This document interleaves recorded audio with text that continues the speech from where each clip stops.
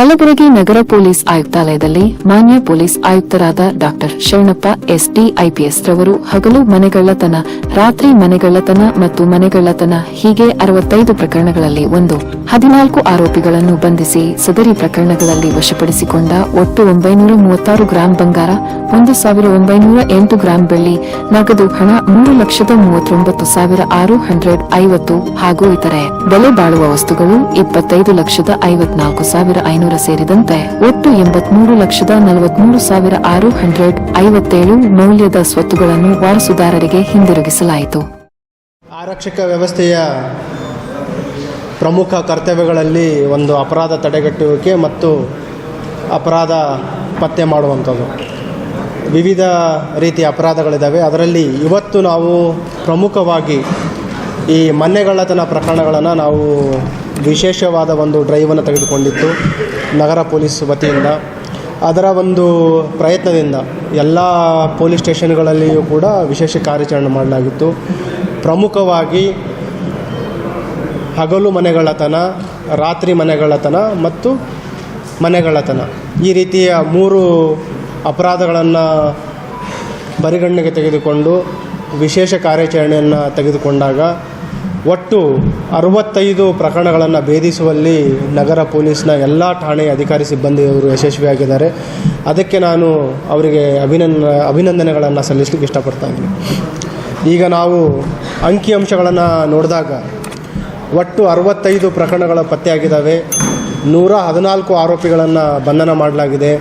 ಈ ಬಂಧಿತ ಆರೋಪಿತರುಗಳಿಂದ ಒಟ್ಟು 936 ಗ್ರಾಂನ ಚಿನ್ನಾಭರಣಗಳು, 1,908 ಗ್ರಾಮ almost 2 kg silver ornaments, cash ಮತ್ತು ಇತರೆ ವ್ಯಾಲ್ಯೂಯಬಲ್ಸ್. ಕೆಲವು ಆರೋಪಿಗಳಿಂದ ಕಳ್ಳತನ ಏನು ಮಾಡಿದ್ರು ಅವರು ದವಸ ಧಾನ್ಯಗಳಿರ್ಬೋದು, ವಾಹನಗಳಿರ್ಬೋದು, ಅವರು ಕೃತ್ಯಕ್ಕೆ ಬಳಸಿದ ವೆಹಿಕಲ್ಸ್ಗಳಿರ್ಬೋದು ಮತ್ತು ಇತರೆ ವ್ಯಾಲ್ಯೂಯಬಲ್ಸ್, ಕೆಲವು ಎಲೆಕ್ಟ್ರಾನಿಕ್ ಐಟಮ್ಸ್ ಇದೆ, ಮೊಬೈಲ್ ಫೋನ್ಸ್ಗಳಿದ್ದಾವೆ, ಟೆಲಿವಿಷನ್ಸ್ಗಳಿದ್ದಾವೆ. ಈ ರೀತಿ ಒಟ್ಟು 83,43,000 ಮೌಲ್ಯದ ವಸ್ತುಗಳನ್ನು ವಶಪಡಿಸ್ಕೊಳ್ಳಿ ನಮ್ಮ ಅಧಿಕಾರಿ ಸಿಬ್ಬಂದಿಯವರು ಯಶಸ್ವಿಯಾಗಿದ್ದಾರೆ. ಅದರಲ್ಲಿ ಈ ಬ್ರೇಕಪ್ಪನ್ನು ನಾವು ನೋಡಿದಾಗ 65 ಪ್ರಕರಣಗಳಲ್ಲಿ ಹೆಚ್ಚಿನದಾಗಿ ನಮಗೆ ರಾತ್ರಿ ಮನೆಗಳ್ಳತನ, ನೈಟ್ HBTಗಳು 25 ಪ್ರಕರಣ ಪತ್ತೆಯಾಗಿದೆ. ಅದರಲ್ಲಿ 40 ಆರೋಪಿಗಳನ್ನು ಬಂಧಿಸಿದ್ದಾರೆ. ಹಗಲು ಮನೆಗಳ್ಳತನ 6 ಪ್ರಕರಣಗಳನ್ನು ಭೇದಿಸಿದ್ದಾರೆ. 8 ಆರೋಪಿಗಳನ್ನು ಬಂಧಿಸುವಲ್ಲಿ ಯಶಸ್ವಿಯಾಗಿದ್ದಾರೆ. ಹೌಸ್ ಥೆಫ್ಟ್ 5 ಪ್ರಕರಣಗಳನ್ನು ಮತ್ತು 5 ಆರೋಪಿಗಳನ್ನು ಬಂಧಿಸುವಲ್ಲಿ ಯಶಸ್ವಿಯಾಗಿದ್ದಾರೆ. ಅದಲ್ಲದೆ ಇತರೆ ಸಾಧಾರಣ ಕಳ್ಳತನಗಳು ಒಟ್ಟು 29 ಇದ್ದಾವೆ. ಅದರಲ್ಲಿ 61 ಆರೋಪಿಗಳನ್ನು ಬಂಧಿಸುವಲ್ಲಿ ಯಶಸ್ವಿಯಾಗಿದ್ದಾರೆ. ಇದರಲ್ಲಿ ನಾನು ಹೇಳಿದೆ ಒಂದು ಪ್ರಮುಖ ಪಾತ್ರ ನಮ್ಮ ಪೊಲೀಸ್ ಇಲಾಖೆದು ಅಂತಂದರೆ ಅಪರಾಧಗಳನ್ನು ತಡೆಗಟ್ಟುವುದು. ಒಂದು ವೇಳೆ ಅಪರಾಧಗಳು ಗತಿಸಿದಾಗ ಅವುಗಳನ್ನು ಪತ್ತೆ ಯಾವ ರೀತಿ ಮಾಡೋದು ಕೂಡ ಜವಾಬ್ದಾರಿ ನಮ್ಮದು. ಈ ಫಸ್ಟ್ ಏನಿದೆ ಅಪರಾಧ ತಡೆಗಟ್ಟುವುದು, ಅದರ ಜೊತೆಗೆ ಅಪರಾಧ ಪತ್ತೆ ಮಾಡುವಲ್ಲಿ ಬರೀ ಆರಕ್ಷಕ ವ್ಯವಸ್ಥೆ ಅಷ್ಟೇ ಅಲ್ಲ, ಸಾರ್ವಜನಿಕರ ಪಾತ್ರನೂ ಅಷ್ಟೇ ಪ್ರಮುಖವಾಗಿದೆ. ಈಗ ಕೆಲವು ನಿದರ್ಶನಗಳನ್ನು ಹೇಳ್ತೀನಿ ನಾನು. ಈಗ ಒಂದು ಇನ್ಸಿಡೆಂಟಲ್ಲಿ ಎಲ್ಲಿ ಅಶೋಕನಗರ ಪೊಲೀಸ್ ಸ್ಟೇಷನಲ್ಲಿ ಒಬ್ಬರ ಮನೆಯಲ್ಲಿ ಕಳ್ಳತನ ಆಗುತ್ತೆ. ಅದರಲ್ಲಿ ನಿಯರ್ಲಿ 250 ಗ್ರಾಮ್ ಗೋಲ್ಡ್ ಕಳ್ಳತನ ಆಗಿರುತ್ತೆ. ಲಕ್ಷಾಂತರ ಬೆಲೆ ಬಾಳುವ ಚಿನ್ನಾಭರಣ ಕಳ್ಳತನ ಮಾಡಿರ್ತಾರೆ.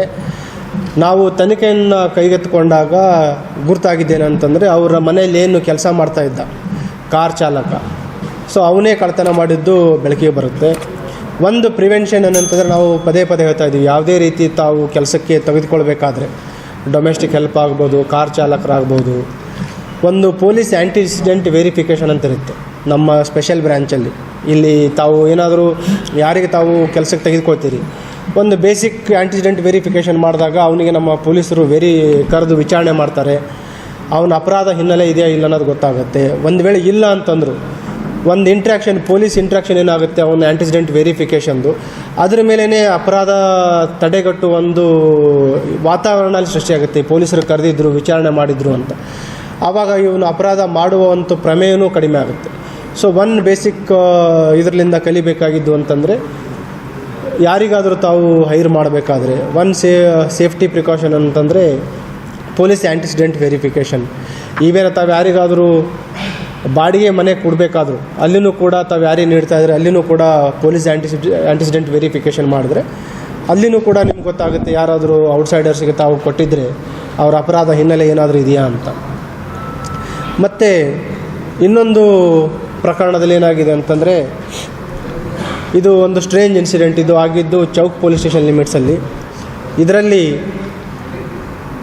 ಈ ಮನೆಗಳತನ ಆಗುತ್ತೆ. ಈ ಮನೆಗಳತನ ದೂರದಾರ ಜೊತೆನೇ ಅಪರಾಧಿಗಳು ಬಂದು ಸ್ಟೇಷನ್ ಮೇಲೆ ಒತ್ತಾಯ ಹಾಕ್ತಾ ಇರ್ತಾರೆ.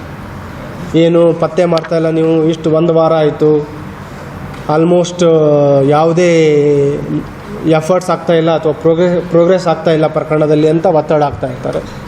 ಆಮೇಲೆ ತನಿಖೆ ಚುರುಕಾಗಿ ನಮಗೆ ದೊರೆತ ವೈಜ್ಞಾನಿಕ ಕೆಲವು ತಾಂತ್ರಿಕ ಸಾಕ್ಷ್ಯಾಧಾರಗಳ ಮೇಲೆ ಅದರಲ್ಲಿ 2 ಜನ ಆರೋಪಿಗಳನ್ನು ಬಂಧಿಸಲಾಗುತ್ತೆ. ಇದರಲ್ಲಿ ಇವರೇನು ವಿಕ್ಟಿಮ್ಸ್ ಫ್ಯಾಮಿಲಿ ಮೆಂಬರ್ಸ್ ಎಲ್ಲ ಯಾವಾಗ ಅವರು ಬ್ಯುಸಿ ಇದ್ದಾರೆ ಮತ್ತು ಎಲ್ಲಿ ಮನೆಗೆ ಬಿಟ್ಟು ಹೋದಾಗ ಅದು ಅವರಿಗೆ ನಿಖರವಾದ ಮಾಹಿತಿ ಇರುತ್ತೆ.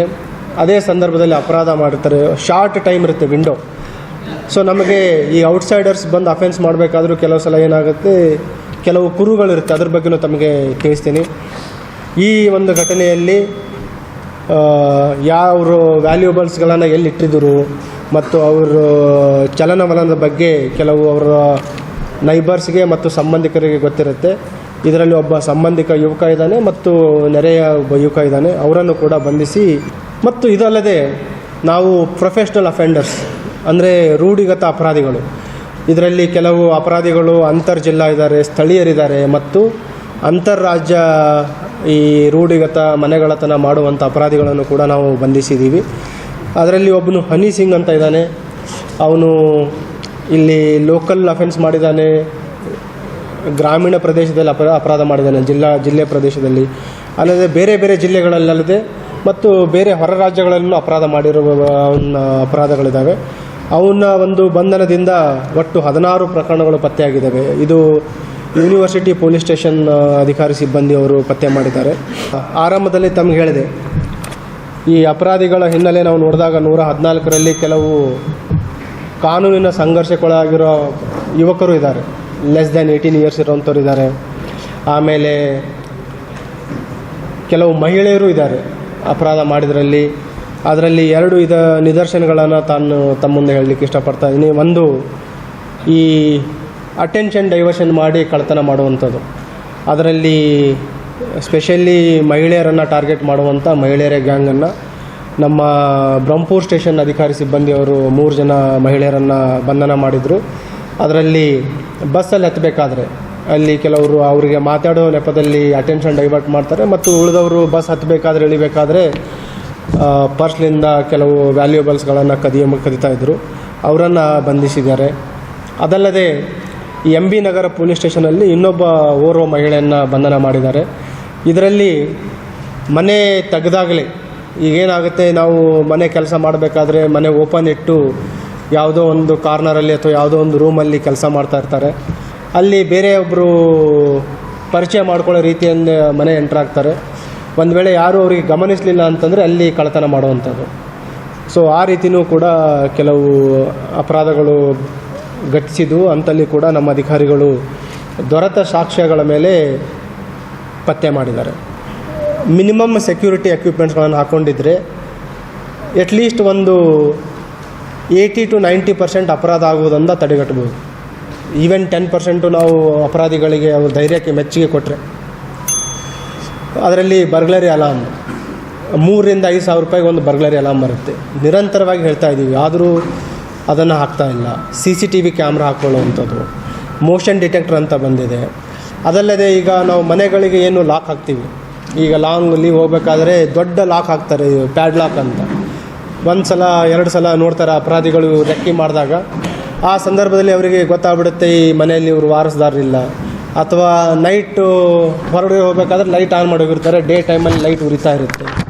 ನ್ಯೂಸ್ ಪೇಪರ್ ಮನೆ ಮುಂದೆ ಬಿದ್ದಿರೋವಂಥದ್ದು ಅಥವಾ ಹಾಲಿನ ಪ್ಯಾಕೆಟ್ ಬಿದ್ದಿರುವಂಥದ್ದು ಅಥವಾ pad lock, visible pad lock ಅಥವಾ ಗೇಟಿಗೆ ಹಾಕಿರುವಂಥ ಲಾಕ್, ಇವೆಲ್ಲ ಈ ಅಪರಾಧಿಗಳಿಗೆ ಆಹ್ವಾನ ಕೊಟ್ಟ ರೀತಿ. ಮನೆಗಳತನ ಹಗಲಾಗ್ಬೋದು ಅಥವಾ ರಾತ್ರಿ ಮನೆಗಳತನ ಆಗ್ಬೋದು. ಸೊ ಕೆಲವು ಪ್ರಿಕಾಷನ್ಸಿಗೆ ನಾನು ಹೇಳಿದಾಗೆ CCTV ಕ್ಯಾಮ್ರಾ ಹಾಕೋದು, ಇಂಟರ್ಲಾಕ್, ಈ ಪ್ಯಾಡ್ಲಾಕ್ ಬದಲು ಇಂಟರ್ಲಾಕ್ ಹಾಕುವಂಥದ್ದು. ಅದಲ್ಲದೆ ನೈಬರ್ಸ್, ನೋ ಯುವರ್ ನೈಬರ್ ಅಂತ ಸುಮಾರು ನಾವು ಇನಿಷಿಯೇಟ್ ಮಾಡಿದ್ದೀವಿ. ಒಂದು ವೇಳೆ ತಾವು ಹೋಗ್ತಾ ಇದ್ರೆ ಅಕ್ಕಪಕ್ಕ ನೆರೆಯವರಿಗೆ ಪರಿಚಯ ಮಾಡ್ಕೊಳ್ಳಿ, ಅವ್ರಿಗೆ ತಿಳಿಸಿ, ಅವರು ನಿಮ್ಮ ಮನೆ ಮೇಲೆ ನಿಗಾ ಇಡ್ತಾರೆ. ಬರ್ಗ್ಲರಿ ಅಲಾರ್ಮ್ ಅಗೇನ್ 3,000 to 5,000 ರುಪೀಸಲ್ಲಿ ಚೆನ್ನಾಗಿರೋದು ಡೀಸೆಂಟ್ ಬರ್ಗ್ಲರಿ ಅಲಾರ್ಮ್ ಬರುತ್ತೆ. ಯಾರಾದರೂ ಬ್ರೇಕ್ ಓಪನ್ ಮಾಡಿದರೆ ಆಟೋಮೆಟಿಕ್ ಅಲಾರ್ಮ್ ಬರುತ್ತೆ, ಅಪರಾಧಿಗಳು ಭಯದಿಂದ ಓಡೋಗುವಂಥ ಪರಿಸ್ಥಿತಿ ಬರುತ್ತೆ. ಸುಮಾರು ಬದಲಾವಣೆಗಳನ್ನು ನಮ್ಮ ಪೊಲೀಸ್ ವ್ಯವಸ್ಥೆಯಲ್ಲಿ ತರ್ತಾ ಇದ್ದೀವಿ. Whether it is day beat ಆಯಿತು, ನೈಟ್ ಬೀಟ್ ಆಯಿತು. ನೈಟ್ ಬೀಟಲ್ಲಿ ಈಗಾಗಲೇ ನಾವು ತುಂಬ ಪರಿಣಾಮಕಾರಿಯಾಗಿ ನಮ್ಮ ಬೀಟ್ ವ್ಯವಸ್ಥೆಯನ್ನು ನಾವು ಮಾಡ್ತಾಯಿದ್ದೀವಿ. ಪ್ರತಿ ಸ್ಟೇಷನ್ನಲ್ಲಿ 100% ಬೀಟ್ ಆಗ್ತಾಯಿದೆ. ಅದ್ರ ಜೊತೆಗೆ ನಾವು ಆರೋಪಿಗಳ ಮತ್ತು ಅನುಮಾನಾಸ್ಪದ ವ್ಯಕ್ತಿಗಳ ಬಗ್ಗೆ ಚೆಕ್ ಮಾಡಲಿಕ್ಕೋಸ್ಕರ MCCTNS ಆ್ಯಪನ್ನು ಕೂಡ ನಾವು ಬಳಸಿ ಸಸ್ಪಿಷಿಯಸ್ ಪರ್ಸನ್ಗಳನ್ನು ಚೆಕ್ ಮಾಡ್ತಾಯಿದ್ದೀವಿ. ಮತ್ತು ಯಾರಾದರೂ ಸಸ್ಪಿಷಿಯಸ್ ಪರ್ಸನ್ಸ್ ಮೂವ್ಮೆಂಟ್ ಇದ್ದರೆ ಅವ್ರ ಮೇಲೆ ನಾವು ಪ್ರಿವೆಂಟಿವ್ ಆ್ಯಕ್ಷನ್ ಕೂಡ ತೆಗೆದುಕೊಳ್ತಾ ಇದ್ದೀವಿ. ಈಗ ಇದೇ ಸೇಮ್ ನಮ್ಮ ಅಧಿಕಾರಿ ಸಿಬ್ಬಂದಿಯವರ ಒಂದು ಶ್ರಮದಿಂದ ಲಾಸ್ಟ್ ಇಯರ್ ಈ ಡೇ HBT ಮತ್ತು ನೈಟ್ HBTಯಲ್ಲಿ ಪ್ರಕರಣಗಳ ಸಂಖ್ಯೆ 23ಕ್ಕೆ ಕಂಪೇರ್ ಮಾಡಿದಾಗ 2024ರಲ್ಲಿ ನಿಯರ್ಲಿ 35% ಅಷ್ಟು ಕಡಿಮೆ ಆಗಿದೆ. ಸೊ ಒಂದು ಪ್ರಿವೆನ್ಷನ್ಗೂ ಒತ್ತು ಕೊಡ್ತಾ ಇದ್ರ ಜೊತೆಗೆ ಪತ್ತೆಗೂ ಒತ್ತು ಕೊಡ್ತಾ ಇದ್ದೀವಿ. ಈಗ ಏನು ನಾವು ವಶಪಡಿಸ್ಕೊಂಡಿದ್ದೀವಿ ಅದನ್ನು ವಾರದಾರಿಗೆ ಹಿಂತಿರುಗಿಸ್ತೀವಿ.